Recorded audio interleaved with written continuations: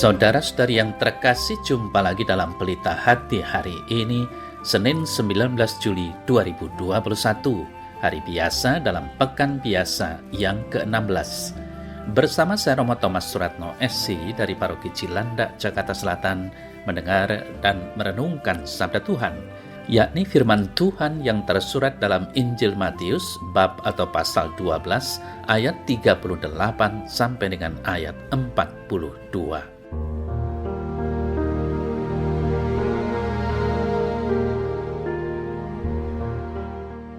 Pada waktu itu berkatalah beberapa ahli Taurat dan orang Farisi kepada Yesus, "Guru, kami ingin melihat suatu tanda daripadamu." Tetapi jawabnya kepada mereka, "Angkatan yang jahat dan tidak setia ini menuntut suatu tanda, tetapi kepada mereka tidak akan diberikan tanda selain tanda Nabi Yunus. Sebab seperti Yunus tinggal di dalam perut ikan 3 hari 3 malam, demikian juga Anak Manusia akan tinggal di dalam rahim bumi 3 hari 3 malam. Pada waktu penghakiman, orang-orang Ninive akan bangkit bersama angkatan ini dan menghukumnya juga. Sebab orang-orang Ninive itu bertobat setelah mendengar pemberitaan Yunus.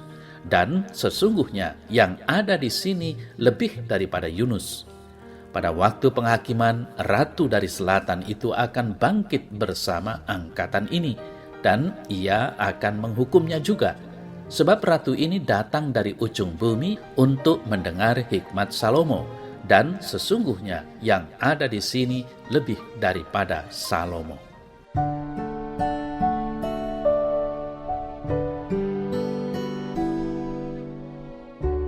Saudara-saudari yang terkasih, tanda yang jelas atau mengikuti tanda yang tampak semakin memudahkan orang untuk menuju arah yang dituju. Orang menjadi semakin yakin akan sesuatu apabila ada tanda jelas yang menyertainya. Orang akan terus bertanya dan mencari sampai menemukan tanda yang nyata yang dilihat oleh mereka sendiri. Ada bermacam-macam tanda dalam kehidupan kita, mulai dari tanda yang jelas-jelas kelihatan sampai dengan tanda-tanda yang harus diinterpretasikan alias tidak begitu jelas. Saudara-saudari yang terkasih, dalam beriman tidak jarang kita juga masih sering menuntut sebuah tanda pada Tuhan, seperti dalam kisah warta Injil hari ini.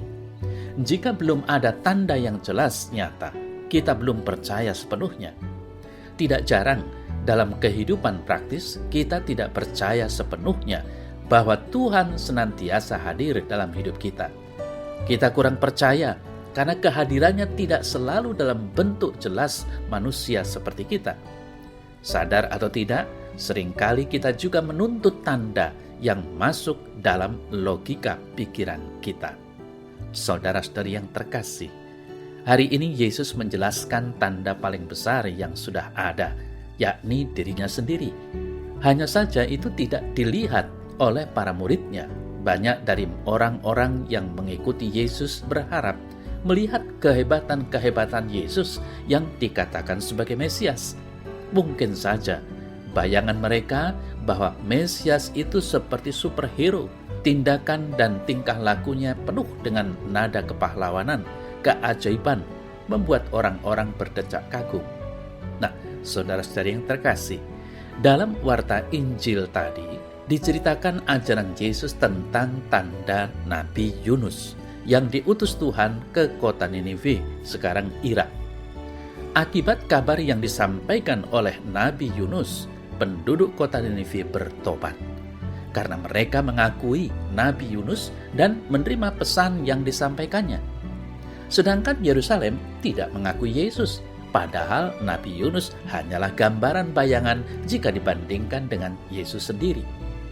Saudara-saudari yang terkasih, Yesus menanggapi permintaan orang Farisi yang meminta tanda dengan mengajarkan tanda Yunus yang dikaitkan dengan tanda yang akan disampaikannya. Tanda yang dimaksud adalah kebangkitannya dari alam maut.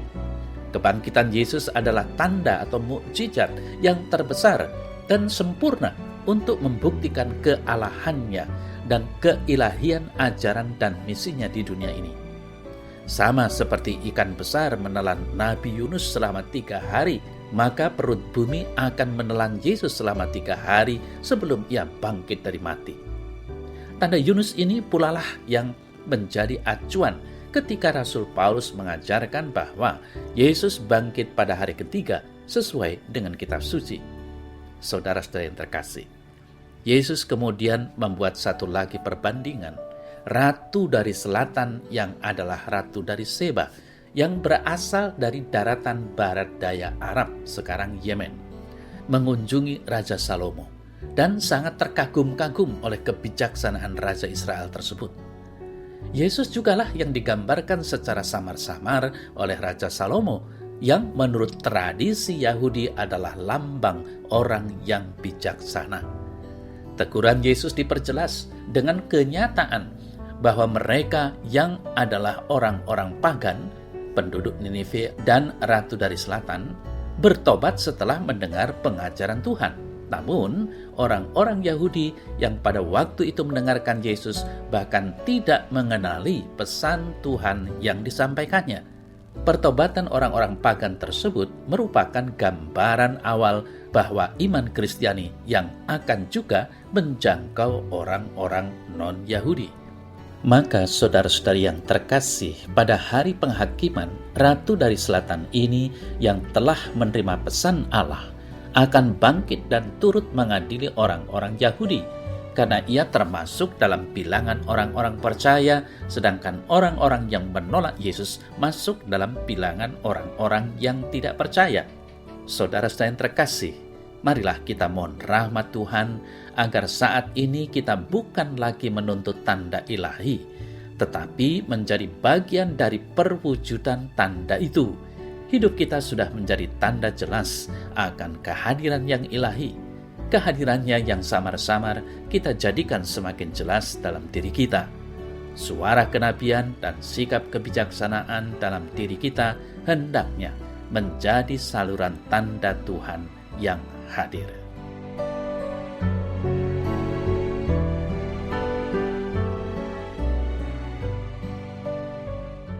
Dalam nama Bapa dan Putra dan Roh Kudus. Amin.